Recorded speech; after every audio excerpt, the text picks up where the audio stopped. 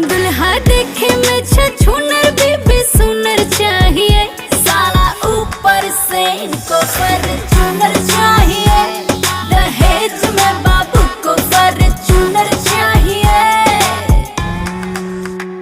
अरे खुद अंगूठा छाप बीबी में हुनर चाहिए, खुद ही है गवार बीबी में हुनर चाहिए, साला ऊपर से इनको फॉर्च्यूनर चाहिए, दहेज में बाबू को फॉर्च्यूनर चाहिए।